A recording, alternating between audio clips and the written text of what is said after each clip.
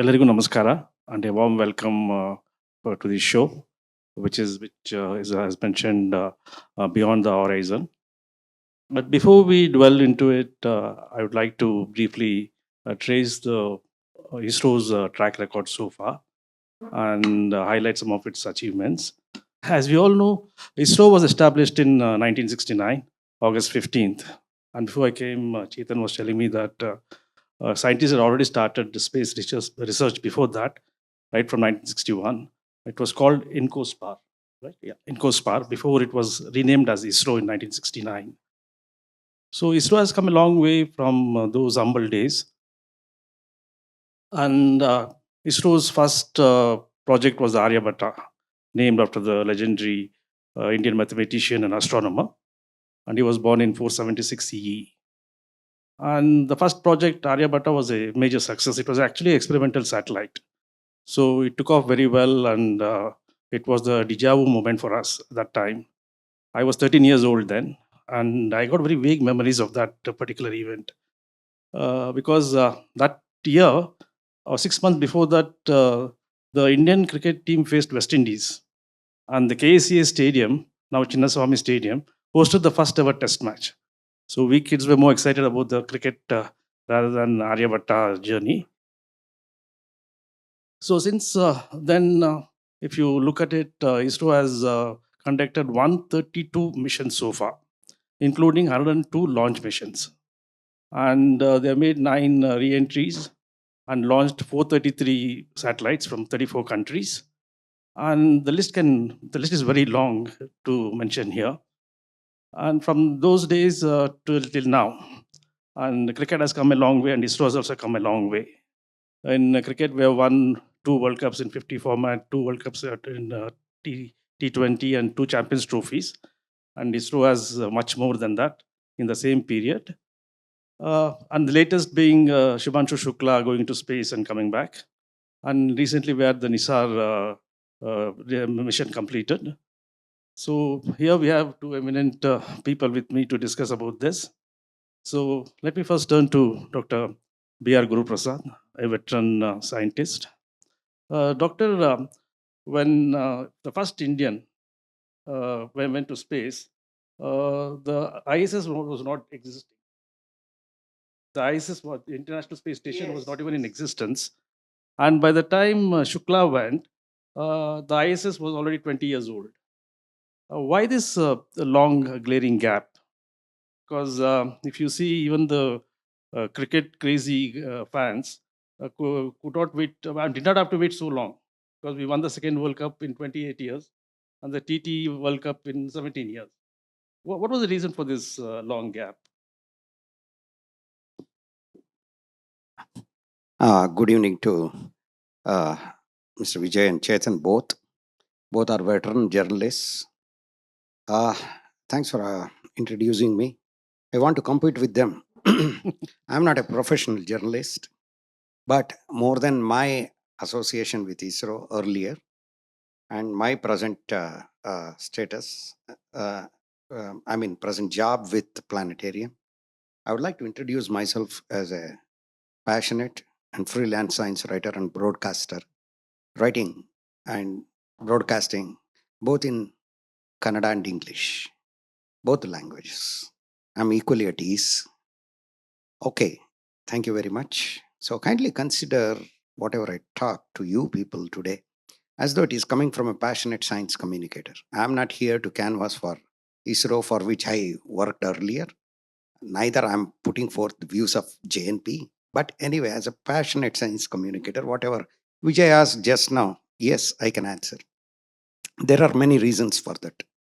Rakesh Sharma went to space. I still remember watching it on a black and white TV. His launch from then Soviet Kazakhstan on April 3rd, 1984.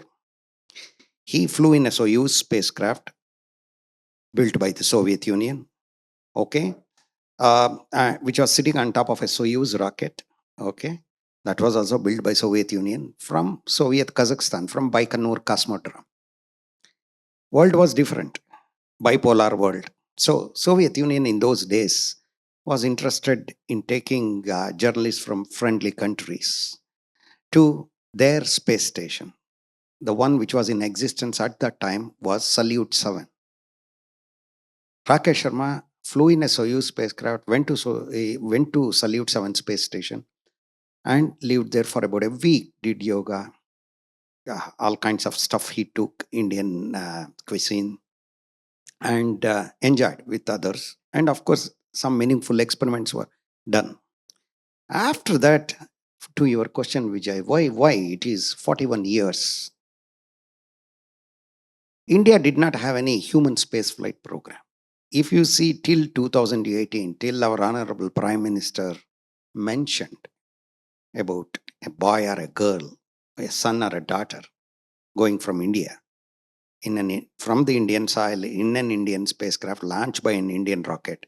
Till that time, we formally did not have any human spaceflight program. Even now, Shubhanshu Shukla, you have to remember, he is one of the 4 Gaganyaan astronauts.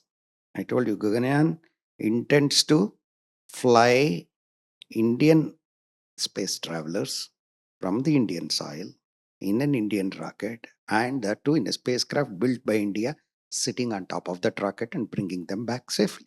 But why did he go to International Space Station? Yes, ISS was not in existence. Salute Space Station, 7th one, was in existence in 1984. After that, Mir, M-I-R, many people pronounce it as Mir. It is Mir in Russian. Okay, that was built step by step in orbit. After all, Rakesh Sharma went to space in 84. International Space Station began its life, okay, as a small module in 1998. That is after the collapse of the Soviet Union, after the end of the Cold War era. But still, India did not participate in it because we did not have a human space flight program. Now we have a human space flight program. And in order to get useful information, I would say, put it very crudely, see, insightful information about training an astronaut, launching an astronaut, making him to feel safe, bringing him back safely, to get information, more information. I would not say information, more information. We participated in this. Though ultimately, Shubhanshu Shukla has to go as an Gaganyaan astronaut. We have 3 more people: Angad Pratap, Ajit Krishnan, and Prashant Balkrishnan Nair. 3 more along with Shubhanshu Shukla. I hope I have answered your question. Yes. Very rightly, yes. Coming to Chethan, you had the first class experience, sorry. You were there in Florida for the launch. And can you tell us about your journey to Florida, and how did you feel when you first saw the SpaceX Falcon 9? It is 70 feet high, and how was your journey there? Like, what was your experience like? No, thank you, first of all, for the kind introduction, and thank you for having us here. I think it's working. Yeah. No, I couldn't stay there for the launch because of multiple postponements that were happening, which is not very uncommon when you look at a human space flight, because safety is paramount, and I think they want all systems to work at the optimal level before they get a final go call. So Times of India had sent me there initially with the hopes of covering it. But first it got postponed. Initial date was May 29th, then it got pushed to June 8th, and then from there to 9th, and then from there to 10th. So I waited until 12th, and late India time, around on June 11th, we heard that there was a leak at the International Space Station. So at that time, I realized that it's going to take a bit of time, because the leak was in the Russian module, which meant that only the Russians could work on the repair works and all of that, and communication would have been, relayed. The Russians have to confirm, then everybody else who operates the space station have to agree that this has been fixed, and then you have to look at another launch date, and then that has to again get all other conditions to be favorable, like weather and weather in the ascent path. A lot of variables were at play, and we thought US is not a affordable country to stay in. So I decided to come back, and eventually I covered the launch from Bangalore. I couldn't stay there for the launch, but I had the opportunity to meet some people, some of whom I hope will make my coverage of future space missions a lot more better, because knowledge has to get transferred. Otherwise, there's no way that journalists, especially in a country like India where you don't uh, have very specialized kind of streams where you look at journalists who have specialized in something. I don't know if I would be ever allowed to cover science or space if I was in some other country, because here you start out and then it's almost like it's an assignment based thing. So if there is some gap somewhere that nobody seems to be writing well on, or they're not interested, you get to do that, and if you're doing it well, you get to continue to do it.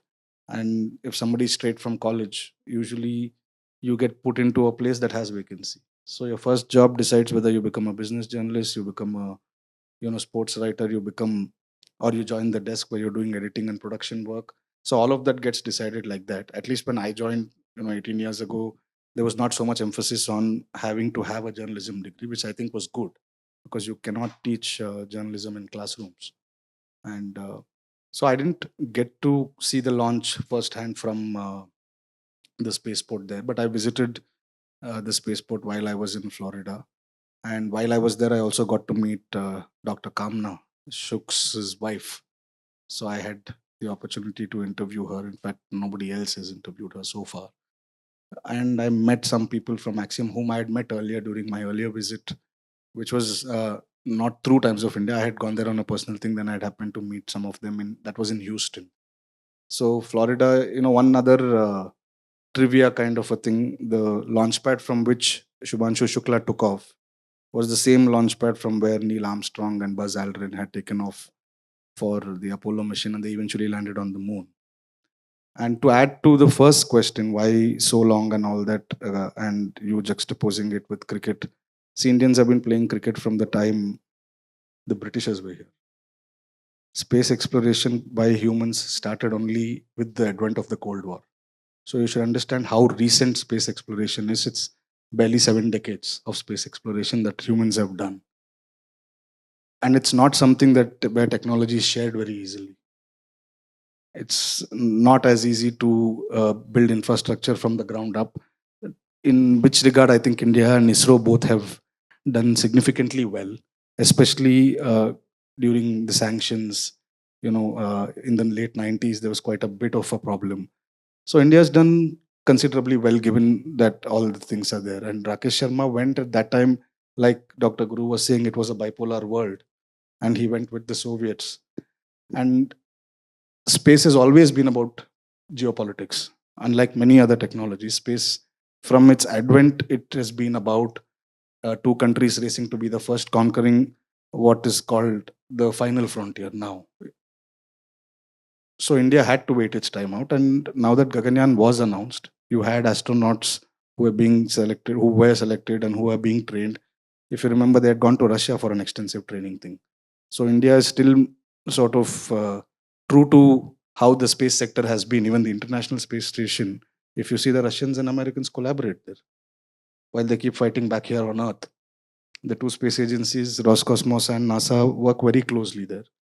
It meant, and ISIS, the time is over. I think in another 6 years, you will find that the International Space Station will not exist anymore. New space stations are coming up, quite a few of them. So you will not wait 41 years for the next Indian astronaut to go to space. I can tell you that much.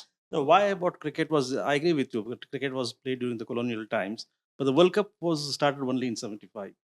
So I thought, the 27-year gap. Yeah, and the T20 was 17-year gap. Yeah. Yeah. Oh, yeah. See, just I add to whatever Chethan said. Very appropriately he put it. To play cricket, whether in World Cup or in any first class cricket, anywhere, there are no challenges. No, playing is a challenge. I'm not telling. Politics doesn't come there, in fact. Okay, at least it is not apparent.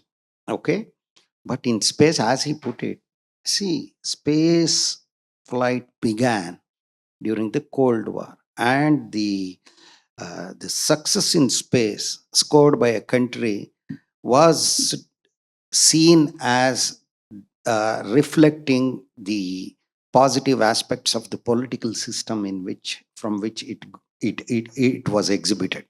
So naturally there were challenges, and you see, a rocket can be used for launching a satellite, launching humans, but rockets can be used as missiles also. That is why it is not easy to get rocket technology. India has done remarkably well, especially in cryogenic rocket technology. You will not, a common man will not understand. One thing is I want to highlight here: we don't say fuel in a rocket. We always use the word propellant. Okay, so propellant is a particular fuel oxidizer combination.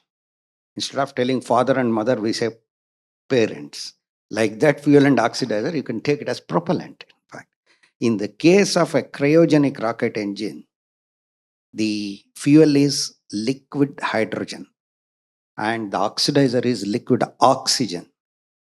This is what I'm supposed to be breathing now. Oxygen is a gas. If you want to liquefy it, you have to create a temperature artificially of minus 183 degrees centigrade. Still worse. If you want to liquefy hydrogen, it is minus 253. And hydrogen is highly combustible. So very dangerous, but it gives the best efficiency, this fuel oxidizer combination. India has two kinds of cryogenic technologies at hand today. We have to appreciate that. Homegrown, that is the way it is. Home built, I would say, that kind of thing. And it's a matter of immense pride for us. And that is the GSLV recently launched NISAR. It is some kind of a pride moment for us, no doubt about it. Thank you. Doctor, Sorry, just to put that in perspective, it's not about money or because UAE doesn't lack money, but it doesn't have a rocket. Even today, as we speak, I think not more than 7 countries are able to build rockets, and not more than 5 are able to launch it on their own soil. Doctor, coming back to Aryabhatta, it was launched on April 19, 1975. I was 13 years old. Maybe some of them were not even born that time. Can you briefly tell us about how it was planned? I know it was designed and fabricated by Indians, but it was launched on Russian soil by the C1 Intercosmos. Intercosmos, yes. Yeah. So can you just throw more light Sure, on that? sure, Yes, sure. That's a very interesting story. Yeah. Pardon me, maybe 1 or 2 minutes more I take. Actually, the story of the first Indian satellite began sometime in late 60s when Dr. Vikram Sarabhai called Professor Rao, it seems, who was his friend and disciple, and said, why don't you prepare something on building facilities for satellites, for our first satellite and such things. I'm putting it very crudely. So he prepared a report. Professor Rao faithfully, he stayed very near here in Indiranagar for a long time. He prepared, and for 1 month later, he took the report to Dr. Sarabhai, and Sarabhai went through it and said, everything is fine, but you have left one thing intentionally or unintentionally, I don't know. What is it? He asked. That is, who should lead it? Then Professor Rao told Sarabhai, it is not for me to say. It is for you to decide. Then immediately Sarabhai told, why don't you take it up? Then Professor Rao told, no, I can't take it up because I'm teaching at Southwestern University, in University of Texas now, and University of Adelaide. For me, difficult. But anyway, for quite a long time, it seems, Dr. Sarabhai was he kept on repeating, and ultimately Professor Rao agreed. Believe me, how it all began means, Professor Rao, when he came to Bangalore, he didn't know what to do. At that time, industry secretary was one IAS officer by name Mr. Satish Chandran. Okay, he contacted him and said, we are building satellite facilities. Is there anything for us? Where we start? And he said, we are building an industrial estate outside Bangalore. Outside Bangalore in those days, Pinya Industrial Estate. And you can see the sheds there. Professor Rao went there and booked for some 4 sheds, remodeled them. Believe me, Aryabhatta took its shape in those sheds, industrial sheds. Chethan wrote about it. I Yeah, remember that, he has yeah. written. Mhm. He has written wonderfully. He has written Yeah. half a page. It has come in Times of India. The 41st anniversary Yeah, issue. yeah, that is the thing. So, for in a record span of less than 3 years, Aryabhatta was built. Of course, Soviets helped us in certain respects. I would not say in everything, certain respects. But anyway, it was designed, developed, and built largely here only. Okay. And of course, we did not have any rocket. Even SLV-3 wasn't still taking shape. Yeah, This 1980. was in it was, yeah. 72, Yeah. and 1979 was the first launch of SLV-3. So that is the way it was, and that is why we had to. Of course, Soviets were very much interested. Okay, Professor Rao writes. This I'm quoting Professor Rao. I'm not telling anything. You can see his book, India's Rise as a Space Power. He has written wonderful book. In that he writes, uh, Sarabhai told Professor Rao, why don't you meet the Soviet ambassador? Okay. So he went and met Soviet ambassador, one Mr. Pegov, it seems at that time. And Mr. Pegov asked Professor Rao, what is your satellite program? What are you doing in building a satellite? He said, we are building a 100 kg satellite. Where are you going to get it launched? We want to use the Scout launcher of the USA, he told. It was a very small launcher. Then immediately Pegov asked, it seems, what was the weight of the first Chinese satellite? Nobody knew, but Professor Rao had prepared very well. 173 kgs, he told, it seems. Then Pegov told, it seems. So your satellite has to be heavier than that. So that is how Aryabhatta became a 358 kg satellite, Correct. according to Professor Rao. This is what I have read. It is written very well in that book. So within a short span of 3 years, the mercurial Professor Rao built it with almost kids in the field of engineering. And it was launched on, as Vijay put it, April 19th, 1975, using a C1 Intercosmos launcher.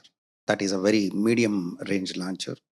And from a place, not from Baikonur Cosmodrome. Many people think that it is from Baikonur Cosmodrome. Baikonur was in Kazakhstan, SSR, Soviet Socialist Republic. But this was launched from Russia, from a place which Soviets at that time told was Volgograd launching station. Volgograd once upon a time was known as Stalingrad. Okay, this launching station was nearby. They were not telling the correct location. The actual location of the launching center of Aryabhatta was Kapustin Yar. They say Kapustin Yar. That is one of the 3 launching stations in the Soviet Union at that time. Baikonur, Kapustin Yar, and the other one was Plisyatsk. That is so. That is the way Aryabhatta took shape in the industrial sheds of India. It taught us a lot. It taught us a lot. It built a firm. It put a firm edifice to the Indian satellite program. That's why we can always call Professor Rao as the father of the Indian satellite program. Father of the Indian space program is Dr. Sarabhai. Father of the Indian satellite program is undoubtedly Professor Udupi Ramachandra Rao, better known as Professor U.R. Rao or Professor Rao. Thank you. And the road is named after your Rao. I just noticed it while coming here. And Chetan, what was your impressions on Aryabhatta? How old were you when that was launched? My mother was about 11. Okay. So, So we can imagine, yeah. not 11, I think she was about 9. She's a 66 born. Pardon my math. So I was far away from being conceived. I didn't know if my mother thought she should get married at the time or not. Okay. Which, like most women in that era, I think was forced upon her. And here I am. But Aryabhatta, again, adding to what Dr. Guru said, there was a bit of geopolitics even there, right? Why were the Russians so keen on India building something heavier than China? Because the communists had split that time. The relationship between Moscow and Beijing was not very great. And Russia and US, in any case, didn't look eye to eye. And if India was building a satellite by itself, the Russians were happy to provide a rocket for it. and also add another cap to India's feather, saying that although a year or so late, our satellite was heavier than the Chinese. There's another bit of interesting trivia uh, to this whole Aryabhatta program, which also involves Professor Kasturi Rangan, who recently passed away. So Dr. Sarabhai, who had envisioned all of this, had passed on. He had died in 71, and ISRO was formed. It was very young, and MGK Menon was holding the chairmanship at the time. It was supposed to be a stopgap before Professor Dhawan could return from the US and take charge. It was being planned that way. So when all of this was happening, MGK Menon was summoned to Delhi. Again, these are all things that we are quoting Professor Rao. Also, some of the stories you've heard from him, some you read from his book, but he was exceptional, uh, especially for the kind of patience he had, to elaborate on things, to explain things. A lot of things that I know about satellites or how a rocket works are because of people like Dr. Guru, a dying tribe in ISRO right now. If anybody young is now trying to cover ISRO, I think they'll have a hard time. And Professor Rao, who's taken, I can't imagine, because he worked until he died. So, and when I say worked, he was on very important committees that decided what programs ISRO should have. Aditya, the solar mission that ISRO launched for, sorry for digressing, all of these things. So, quoting Professor Rao again, so all these negotiations were happening, and a Russian delegation was in Trivandrum. The Indian delegation, led by Professor Rao, was supposed to go there to do some agreements that they wanted to sign. And before that, India had to decide on whether or not to go ahead with this. So Indira Gandhi had summoned MGK Menon to Delhi, and there she inquired about what it's going to cost her. A very important thing, because you hear arguments today in India saying that, oh, why are you spending so much on rockets? There are so many poor people to feed. And this is 1975 you're talking about. And I mean, 72, sorry, you're talking about, when these discussions were happening. And MGK Menon booked a phone call. I mean, that was a time when you had to do that. You couldn't dial anybody whenever you pleased. You had to book a call, and then Professor Rao spoke to Indira Gandhi, and he sought some time to get back to her with a estimate. Then he put on Kasturi Rangan, Dr. Kasturi Rangan, and two more people whose names I'm Karsem Singh, Ashia. and Asia, to come up with costs. And after all their analysis, they came back and told Professor Rao that it's going to cost us 60 lakhs. And Professor Rao, who's not usually known for his temper, is said to have lost it. He said, for 60 lakhs, you can't even buy all the space grade materials. Have you guys lost it? And then he sat on it and then made another phone call to Delhi and said, it's going to cost India 3 crores. And Indira Gandhi said, okay, so 3 crores is what it took to build Aryabhatta, which could have been named as Jawahar or Maitri. Jawahar had, I think, a dual objective. One was the first prime minister, but it also meant something else. And Maitri was to show the friendship that India and Russia had. And Aryabhatta, of course, was named after the astronomer. And Indira Gandhi, according to you, Professor Rao, didn't spare a split second. She immediately said, you have to name it after Aryabhatta. Okay. Yeah, Thanks. that's the way it was. Jawahar means blossoming. One is blossoming, or Jawahar is, it is an ornamental stone kind of thing. Of course, signifies Jawaharlal Nehru. Second one was Mitra, to signify the friendship between the USSR, then USSR, and the Republic of India. Third one, as he put it very aptly, Aryabhatta. Yes. As this has been recorded by Professor Rao, without delaying, she said, go ahead with Aryabhatta. That's all she told. That is the way Aryabhatta was born. And, we learned a lot. Let me repeat that. No amount of textbooks will teach you that kind of thing. Whatever practical experience you had, that is the one which put the solid edifice to the Indian satellite program. How were we able to go to the moon, the Mars? Now there is a spacecraft, Chethan also mentioned. There is a spacecraft built by India, launched by India. You know how far it is? It is only 1.5 million kilometers away. Its name is Aditya L1. Correct. From that place, it is looking at the sun, staring at the sun continuously since 2024 January. It was launched on September 2nd, 2023. In about a few days, the second anniversary is coming up. It took more than 3 months to go to a special place called L1 Lagrangian point. Let's not do that kind of very too much of give is data kind of thing. So that is the special place from which it is looking at the sun 24 hours a day, 365 days a year. Look at how did we achieve all this? Aryabhatta is the starting point. It troubled us a lot, but that is the learning period. After the launch of Sputnik 1 by USSR, within a month, Sputnik 2, Americans tried to launch a spacecraft called Vanguard, a satellite called Vanguard, built by Navy, Naval Research. It didn't go.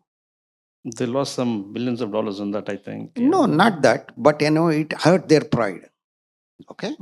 In December, October, November, Laika went to space, the dog. So, December, this failed. But within 1 month, Chethan might have visited Huntsville, Alabama. Have you visited? Yeah. But anyway, nearby, he was near Houston anyway, not that much of a distance compared to distance from India to Huntsville. So, all said and done, Werner von Braun, who built V2 rockets for Nazi Germany, later he migrated to United States, and he had built a rocket called Jupiter C. Okay, that was specifically called as Juno. They launched America's first satellite called Explorer 1. It made a very important discovery. That's the way it is. Okay, now since Chetan spoke about costs, I wanted to ask this question later, but since we are talking about it, 1 crore, 3 crore for Aryabhatta, and Shukla's mission took about 538 crore, for 548 crores. I would ask this question to Dr. Guru about costs. The numbers are in hundreds of thousands, like 600 crore for Chandrayaan, and how was that Chandrayaan 2 cost more than Chandrayaan 3? See, Chandrayaan 3 was almost a repetition of Chandrayaan 2. And Chandrayaan 2, there are two parts, both in Chandrayaan 2 and Chandrayaan 3. One is called as the lander. Okay, that was Vikram in Chandrayaan 2. In Chandrayaan 3 also it was called as Vikram. Of course, in its belly it contained a rover called Pragyan. Pragya. Okay.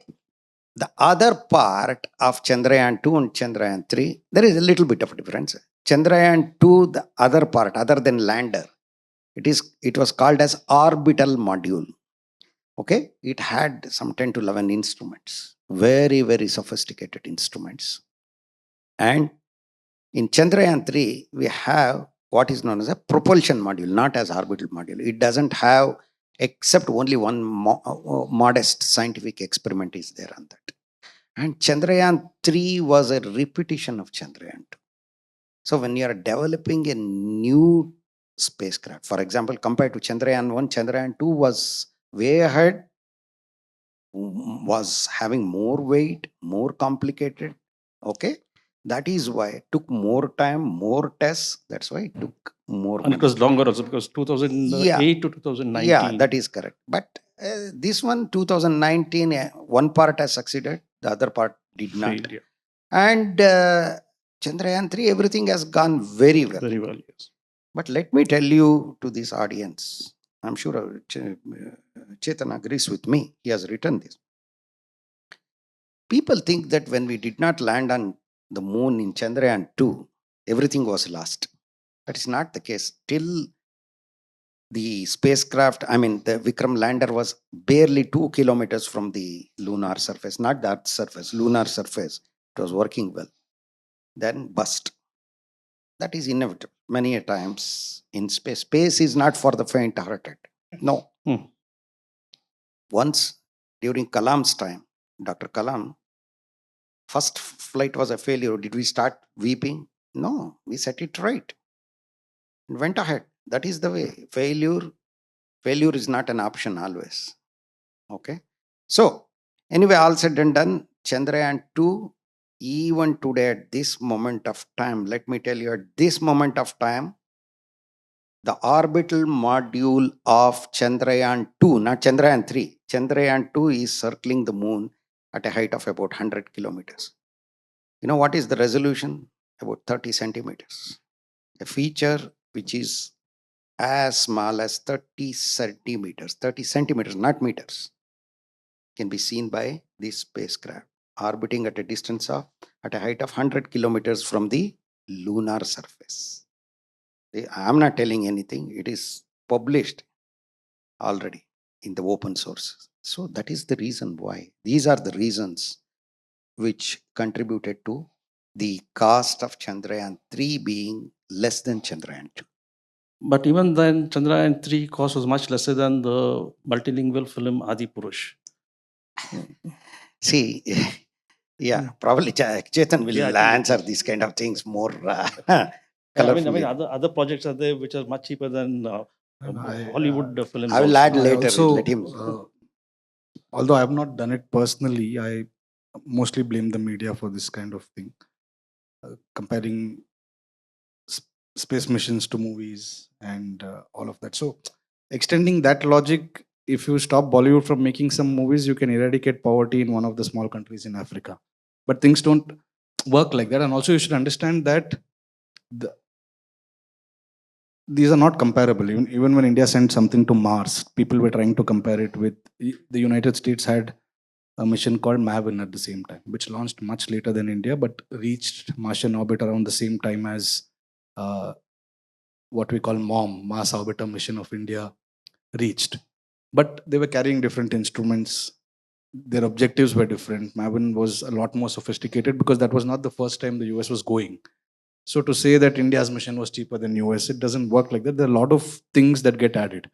So, for instance, I don't know who acted in Interstellar. For the last 18 years now, I don't watch sci-fi movies because you think I get easily influenced, and I don't want to be watching fiction while I'm writing science. So it is to keep my mind out, free of clutter. So I don't know who acted. Now you must have heard even in India that apparently Salman Khan takes 200 crores for a film. No, it's running into four figures now. No, I'm saying, so if to make a movie like that, if they hire 3 big ticket actors and pay them their salaries, your budget is gone. But for a space mission, even Americans have built things that cheaper than some of the movies that are coming now. It's all about how you calculate cost and what happens. And ISRO, people keep saying there's a lot of jugaad and all of that. It's not always that. ISRO has a philosophy that is used. They build modularly and they use legacy technology very well. You might see GSLV, you might see LVM3, which are medium heavy lift launchers. You'll see the PSLV, but you'll always see similarities from SLV to PSLV to GSLV. So you're not rebuilding a lot of structures that ISRO uses. And the way ISRO does testing is quite different from how the Americans or Europeans. There's not a whole lot of data about how the Chinese test or the Russians test. So it's quite different. So Americans have this thing that every subsystem, everything, they're testing. In India, ISRO doesn't want its test also to fail. Tests are designed so that you get all the failures out of your way. But if you see most of Indian programs that you see, you only keep reading that the tests are all successful because there are hundreds and thousands of simulations run at the subsystem level before an engine goes to Mahendragiri in Tamil Nadu for a test, hot test, or even for 18 seconds or 30 seconds, they don't want it to fail. So everything is done because why I'm stressing on this test is that when you use actual systems that you use, space grade systems, they're all expensive. If a test fails, you're coming back and building it again. So India saves a lot on procurement, and India saves a lot through this modular concept that it has. And also, I think it's better not to compare it with movies because it makes absolutely no sense to do that. Let me add one thing. Anyway, he has put all the things very pertinently. I've heard people telling, Chetan also put it, See, we spent $80 million. Marvin spent some five times, 6 times, 7 times, whatever it is. They say. And we did it at a low cost. Please don't do such things. What India has proved, this is the best way to put it. India proved that a low cost planetary mission like Mars orbiter mission or Mangalyaan is possible. That's all it has proved. You should say like that. By spending $80 million, you can explore a planet. How much, that is different. But at least it has proved it is possible. Don't say Marvin was too much. Marvin has, as Chethan put it, 10 scientific instruments are there. Here we had hardly 15 kg or something like that for the 5 scientific instruments. But it has taken beautiful pictures of Mars, its satellites, Phobos and Deimos. Very nice it was. 1,100 pictures it has taken. And let me tell you only one thing. November 2016 issue of National Geographic. If you find it in some library, have a look at it. It has got a prominent article on Mars, exploration of Mars. And it is the picture of Mars taken by your spacecraft, which is adoring the front page of National Geographic. When I was in public relations, we provided this picture, myself and our director, Mr. Vijay Mruthyunjaya, together when we sent it. When the National Geographic came, when I held it in my hand, I started crying really. In fact, you flip the pages, credit this picture of Mars taken at from a height of 70,000 kilometers is by the Mars color camera of Mars orbiter mission spacecraft, courtesy Indian Space Research Organization. They have given. What else you want? Oh, just for the trivial hours, 450 crore was only the approved mission cost of Mars mission. ISRO managed to save about 18 or 23 crores even in that. So the final cost is cheaper than what is being quoted. So this thing, is it in our genes? Like, we do things with lesser amount of money compared to others. It's not like that. He said our philosophy is like that. Oh. See whether it is testing. Before you do the test, simulations. Okay. You don't want to do, our philosophy is like that. We want to work in a particular way. And costs are quite comparable. So that's a good thing. And let me tell you, in Chandrayaan 3, that was what was proven. Chandrayaan 2, what was the challenge? That was identified, that was rectified, and many precautions were taken, not at exorbitant cost or anything. And certain things were relaxed. So the spacecraft's brain had a more relaxed way of working. That's a very nice way of putting it. Yes, that's why it landed. August 23rd, coming up shortly, 2023 at 6:03 p.m. Thank you. Doctor, sticking to... Sorry, just to add. So with Chandrayaan 3, there were about 1 lakh simulations that were run before the testing began. And this cost thing, how ISRO does it. In my office, I keep telling my colleagues that when they try to compare, I said, see, don't ask questions. There are some secrets that will never be revealed. ISRO is like an Indian middle class homemaker. Exactly. Doesn't matter what money she's given with. The family doesn't know that the month end has arrived and you don't have food on the table. Yeah. She manages it, and ISRO will continue to manage it. Doctor, continuing with the films, do you think the Indian films particularly has done justice to what ISRO has achieved in whatever films that has been based on ISRO missions? No, for me, I'm not an expert in this field. But I would say the difference between a documentary and a film is that you have to bring in human emotions. Okay.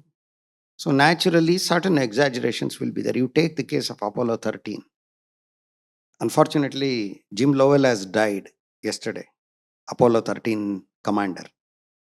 Any one of you, if you have not seen the movie Apollo 13, Hollywood movie in which Tom Hanks is the protagonist and played the role of Jim Lovell, Please see it. Okay. So even in that movie, there is exaggeration. Actually, when coming back, two people will quarrel. Jim Lovell was the commander. Jack Swigert was there, and Fred Heise was there. Okay, these two people, they show in the movie as though they are quarreling because of tension and all. But such a thing never happened, it seems. So, like this, yes, exaggerations will be there because if you show whatever Chetan is telling, simulations means nobody will understand what it is. Show a colorful thing that is more appealing to a common man. Probably that is their approach. That is why some exaggerations will be there in the movies, and I think they are essential to a certain extent. And when we talk about ISRO, we talk about 132 projects and 102 launch machines. What about the failures? Like ISRO's third mission was a failure, Rohini 1. That was the first failure. And we've had about 13 setbacks altogether. 9 launch failures and 1 orbital failure. How does the scientists take it, like, Yes, and but which you think is the biggest setback? ISRO's mantra is, I hope Chetan will agree with me. ISRO's mantra, when I worked there, definitely it continues. I'm very proud to have worked for ISRO for 38 years. Very proud. I consider it as a privilege. I feel that is the greatest university I have ever attended. You know how much I learned. The mantra in ISRO is failure should not be seen as a negative thing, as a failure as such. Failure should be seen as an opportunity to get insightful information about the way in which a complex system like a rocket or a satellite behaves. We can learn a lot. Yes, you pointed out the very first attempt of India to launch a satellite was on August 10th, 1979. It didn't go well. Then, second thing is, the second one within a year, July 18th, 1980, it was a roaring success. First PSLV launch was a failure. Two ASLV launches were back-to-back failures. GSLV has suffered many failures, but the same GSLV, which is not very big after all, an Indian rocket, how big it can be. It is only 17 stories high. The one which launched NISAR just 1 week back, July 30th. July 30th, NISAR, 17-story rocket. Many a times I've stood in front of that and said, how can it fly such a big behemoth, in fact? So the mantra is this: failure, don't see it as a failure. It is always an opportunity for you to understand the complex behavior, especially the insightful information. And the leadership in this regard also is very important. There is one story, trivia, as Chetan put it, I've heard. August 10th, 1979, when the entire world actually looked at India. After all, India at that time was different from India of today. It had many problems, of course. So the thing is, when the world media was looking at it with a lot of focus, they could not launch the first launch of SLV-3 on August 10th, 1979 was not a success. So Dr. APJ Abdul Kalam was the project director of SLV-3, India's first rocket. He went to Professor Dhawan, Satish Dhawan, who was the chairman of ISRO, and told it himself, I'm extremely sorry, sir, we could not accomplish this task today. But I want to go and talk to media as to how difficult it is to build a satellite launching rocket. Then, this is what I've heard, but there are different versions in different places. Professor Dhawan said, it seems, don't be in a hurry, wait. Who are you? Okay, you are project director, that's all. Who am I?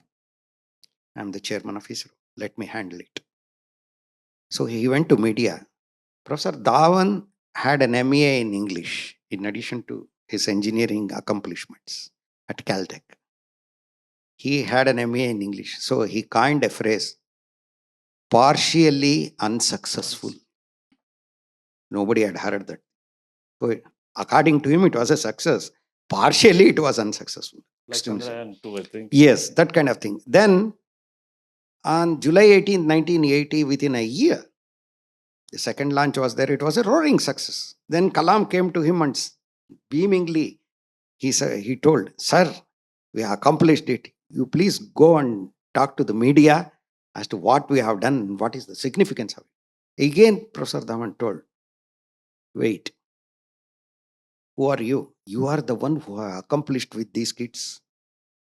You are the one who is the leader who have accomplished it. I'm chairman ISRO, no doubt about it. But I'm here contextually, that's all. Please go and brief the media." He told it. Ladies and gentlemen, that is leadership. Who is the leader? A leader is the one who owns the failures, not the successes. Thank you. Coming to Chethan now. Chethan, you have covered a lot of other events apart from science and defense. As you mentioned, you have dealt with scientists as well as scamsters. So, how difficult is it, or how different is it covering space research when compared to other things in the as a journalist? There are multiple layers to it, and in the sense that see, when you cover any beat, as we call it in the newsroom, most journalists are getting acquainted to the system for the very first time. It's not like crime reporters grew up around cops or criminals. So there are challenges there to understand how to cover crime, because you have to be sensitive towards who you're offending, the kind of usages. When you cover health, for example, health, of course, there's a lot of overlapping with science. They're intertwined. There's no health care without science. And similarly, space will bring its own challenges. So these are challenges that I'm talking about in terms of acquainting yourself with the subject and then sort of building a repository of knowledge. What is information today becomes knowledge tomorrow.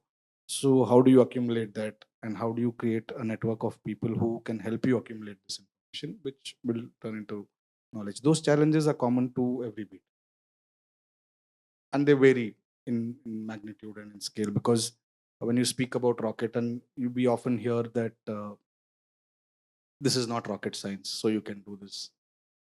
But I found it quite to the contrary, that rocket science is very easy to cover. Science in general is simpler to cover, because they all have their basis in mathematics, and what happens is there are very definitive answers to most questions. Like with when a rocket launch happens, for instance, if it's a PSLV launch or if it's a GSLV launch, I'm letting out a secret today, but don't take it outside this room. A lot of my colleagues used to ask me before, saying, how is it that Times of India, if the launch, like you said, 6:03 landing, 6:04, how is your copy up? That used to be a common question. Is your web team so good? Where do they get the information? The simple thing used to be that in space science, what happens is, for if it's going to be a success, especially, it has to work exactly like how it's planned. So since you know what the plan is, so I always used to write 2 copies for every space event. I would write a long copy about the success, because after these many seconds, the first stage separated. After this happened, then the payload fairing opened, and then finally the satellite separation happened. And then what was the intended orbit and whether you achieved it. So there's an entire mission profile that's available. So that will be the longer copy. Then you write a short copy about a failure. I would have sent both to office and say, wait for my message. If it's a failure, publish this. If it's a success, publish. So the complications don't come in the subject, because if you had enough people to sort of help you with that, it comes with dissemination of information sometimes, and which very unfortunate. I've seen both sides of ISRO. In 2010 there were back-to-back failures of the GSL, and ISRO used to come out, speak about it, and without anybody asking the failure analysis committee's report. The whole report is not comprehensible for most people who don't understand the subject thoroughly. But the summary of it, the key findings and what corrective measures are being planned, would be made public. That is not the case in the last 10 or 12 years. Every time there's a failure, there's radio silence maintained, and which is not the ISRO that knew while I started covering. And those failures were, and ISRO, unlike many other scientific organizations in India, like if you look at DRDO or some of the others, PSUs that do some research, ISRO and the Department of Atomic Energy, or BARC, the Baba Atomic Research Center, the kind of goodwill, and especially ISRO, the kind of goodwill ISRO enjoys amid the public, no other scientific agency in this country enjoys. People are the first, even those who don't understand rocket, because rockets find a way of failing. That is their nature. And whoever is trying to launch it has to counter that. And in space, especially when you're trying to land something on a celestial body like the moon, there are several. See, how is a knowledge system built? You know that you know chess, you know cricket, and you know that for all you may not know crime. Right? Her whole expertise gets built on the fact that I know this and I don't know this. But in space, there are what space scientists call the unknown unknowns. You don't know what you don't know. Correct. So that is the kind of challenge on moon. Apollo might have happened. Many people may have gone after that. Several spacecraft has gone around moon. At least 3 countries have landed before you. Okay. But none of that matters. Even with PSLV, which failed very recently, PSLV has a track record of 99. It's come down to 99.43 now. It used to be 99.86. I don't think any rocket in the world enjoys, barring now, of course, the SpaceX guys, enjoy that kind of a track record. But every PSLV is built afresh. So it can always fail. Now, PSLV is the one which did 50 uninterrupted flights, right? Yeah. More than that. More than 50. Yeah. Now, I've done the same thing in cricket also. Keep 2 copies in case if India wins or India loses. But unfortunately for me, when I have done that, the match has ended in a tie. But So I had to write the whole thing again. Yeah, that possibility is not there. yeah, whatever Chethan told. Anyway, before I say add some certain things, whatever to whatever he said. Let me tell you, I know Chethan for the past 2 decades almost. When he started with Deccan Herald, at that time, the way in which he has developed, okay, studied the subject very well. Now he interviews ISRO chairman many times. You see in YouTube also, it is available. So you see, whichever profession you are there, you have to work towards success. At the same time, you have to struggle a lot. You have to persevere. Okay, congratulations, Chetan. That is one thing.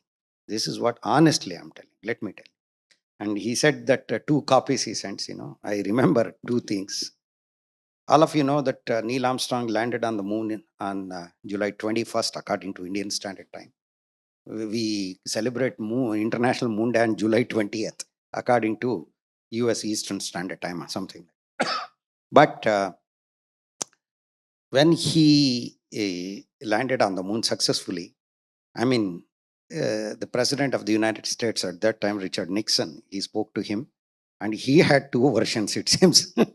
One is the successful one, which he used to talk to Neil Armstrong from the Oval Room of the White House.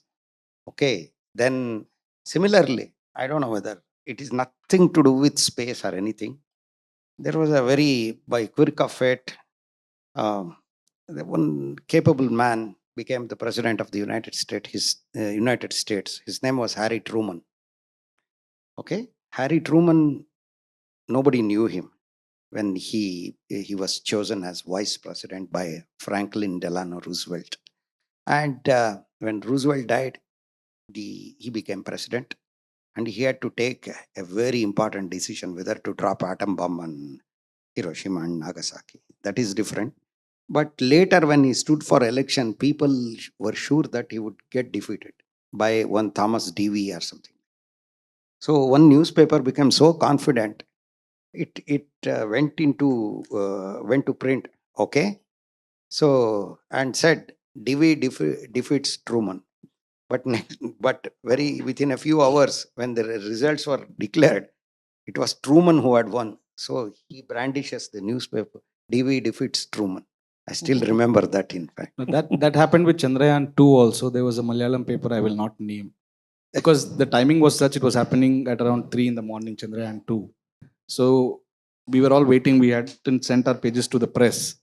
They had gone ahead, and that paper carried a grand success story of Chandrayaan in the morning. I, I think we have digressed too much, Yeah. and we'll come back to the what we wanted to discuss: Axiom 4 and Shukla's journey to space. Uh, how important is this particular mission for ISRO and India from a scientific point of view, and Chetan from a common man's point of view? How important was this? Okay, briefly, let me say, see, whatever though I told you in the beginning itself, more than a former ISROite and a present uh, person associated with planetarium, I'm more a passionate science communicator, and I'm talking to you as though I'm a science communicator. But despite trying to be honestly objective, subjectivity comes into picture. So Chetan will answer these questions, but anyway, let me tell you. Scientifically, what was taken? Scientifically, from engineering point of view, what we took India. I'm not telling ISRO. Let me tell you quickly. One thing is, when we participated in this mission by spending almost 550 crores rupees or something like that, there are several things. Let us first consider engineering point of view. One thing is training. How astronauts are trained, okay? That kind of information you may read in newspapers, you may read in books, encyclopedias, all those things. Unless one faces that challenge, unless one experiences that, the training, you will not know the details about it. So Shubhanshu Shukla was trained for more than 8 months. Probably, am I correct, Chetan? Nearly 10 months with 10 Prashant months. Nair. Yeah. Two of us got. Yeah. Prashant Balkrishnan Nair also. Two of them, they got this training. Otherwise, if we were not to participate in this kind of mission, we would not have got this kind of information. Personal, that is experience. Second thing is, after that, what are the launch procedures? How astronauts are communicated? Okay, how they are trained for launch on the launch pad. That was the second takeaway. Okay. Third thing is, once Shubhanshu Shukla was launched to space, then he experienced weightlessness, how he could able to manage in a space. Of course, 4 people were there, but immediately after going to space, he did not go to International Space Station for about a day. He circled the Earth along with 3 more astronauts in Crew Dragon spacecraft. Then only they went and rendezvoused and docked with International Space Station. So what are the procedures? Then, more than that, how do you live in space? That was the fifth one. Sixth one is, how do you come back? While coming back, what are the precautions you have to take? All these things to which he was first-hand exposure is there for him. Otherwise, we would not have got these things. Didn't we know these things? We knew. That is why it has further enriched, I said. Not that we did not know. It has further enriched our knowledge. Then coming to science, lastly. See, people talk about Atmanirbharata always. See, now our people are confident. Scientists, not engineers, scientists are confident that whatever experience we have designed here, maybe moong dal experiments or methi seeds, how they sprout in space kind of thing, or maybe something else, tardigrade, okay, or even nervous system and such things, okay, muscles. All these things, whatever we have designed, they have worked in space, at least apparently. So that kind of confidence in science we have. So all these things are takeaways. Thank you. Chetan, very briefly, running out of time. Multiple things. One, most people, I'm talking about the non-science part of it. Science, of course, Dr. Guru spoke. Aside from what he said, the other things would be, how does a crew module work? Because India is building its own thing. How does a service module, what are the things that it needs to have? Because India is designing its whole thing, and right now all you have is Rakesh Sharma. All the technologies that he dealt with are now redundant. So, and also in case of emergencies, Shukla has also not just been an astronaut on this, he's been the pilot. So in case of emergencies, how do you manage the spacecraft or the crew module that you're traveling in? Those things. And from a non-science part of things, being an astronaut along with becoming a truck driver and a loco pilot, is one of the most common things that you hear kids say. A lot of them don't know what it takes to become an astronaut at the time that they have these dreams, which invariably fade away by the time they reach high school. Because they're also saying they want to be truck drivers, because these are things that capture their imagination. And after 40 years now, India has somebody who you can pin up on your wall and say he has gone to space. So that is the non-side part. Thanks, Chetan. We're really running out of time. Doctor and Chetan mentioned some trivias. I also have one trivia. Doctor, is it true that the Russian cosmonauts, they call cosmonauts, they don't call astronauts, they pee on the tire of the bus on the way to the launch pad? This is what I have read. Okay. This is what I have read. Nowadays, I'm not reading that. But yes, starting with Yuri Gagarin, Yuri Gagarin, that yeah. is what I read. Let me confess, I have read. But I don't know. I have not seen. And not that. And even the women, let women start going to space. They couldn't do what men do. So they used to carry the urine in vials and then scatter it on the tires. Could be. I don't know. No, but what is true is the American peanut story. Yeah, That is true. yeah. They carry lucky peanuts. A former NASA Yes. administrator has told me.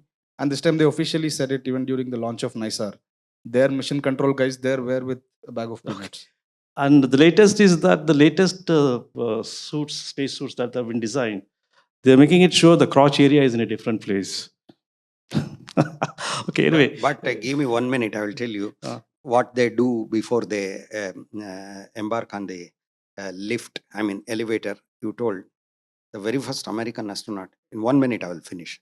Very first American astronaut, Alan Shepard, actually. So when he was sitting on the launch pad, there was some problem with the rocket, it seems, and that took a lot of time. And when they set it right and again they wanted to launch, he wanted to relieve himself. Okay. But when his request was conveyed to the countdown people, they said, no, it is not possible. The earth will rotate and the Bermuda station would go away. So then he said, no, I can't withstand. So the thing is, they didn't know what to do. So he was sitting in a semi-supine position. Semi-supine position means legs will be above your head. Okay.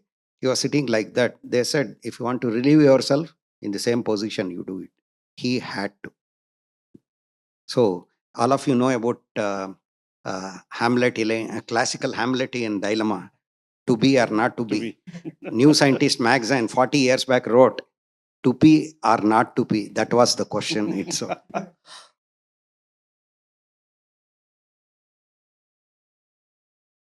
On the reusable rockets, how is ISRO doing, and is the technology similar to SpaceX? You answer. It will be eventually when NGLV gets developed. The plan is to be able to reuse at least the first stage, if not the first stage, at least a few boosters. But it's a long way away as of now. The NGLV, the project team is ready, the basic drawings are done, but the engineering models and all of those are still quite a distance away. But it will be a vertical takeoff and landing, and some parts of the rocket will be recovered and reused.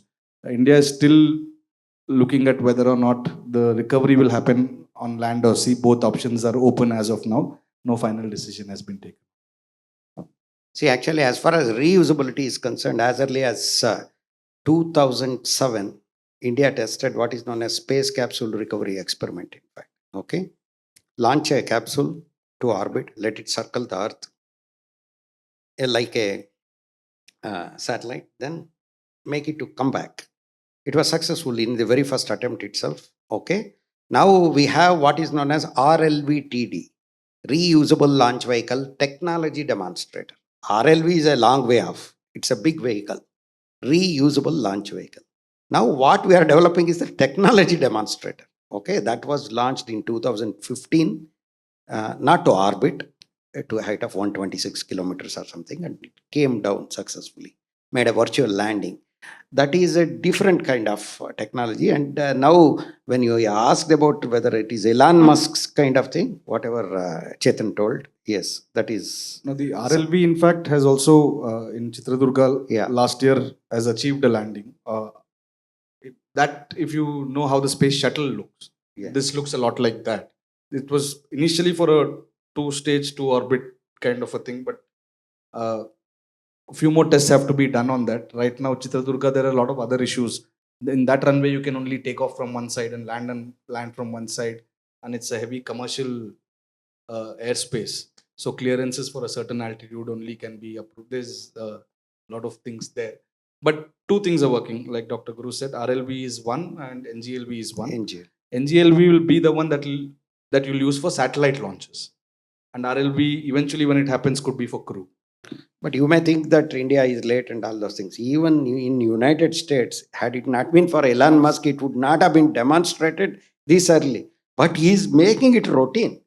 It has brought in a paradigm shift in the thinking. Thank you. Almost launches the rocket every time the Earth Yeah. rotates. You saw Shubhanshu Shukla going to orbit. Well, the lower stage came and landed at on a ship or something like that. Now, Crew Yeah. 10 Yeah, NASA yeah. is already there. Yeah. Hi, thank you so much for that. It was incredible, quite enlightening indeed. My question is, there are many private sectors also that are trying to get their hands into this, into space tech. So if there is one problem statement that you want a private sector to focus on, what is your advice to a budding entrepreneur in the private sector space? Dr. Guru or will space be- space? Probably ISRO people will be the best persons to, because that policy, now in the domain of space.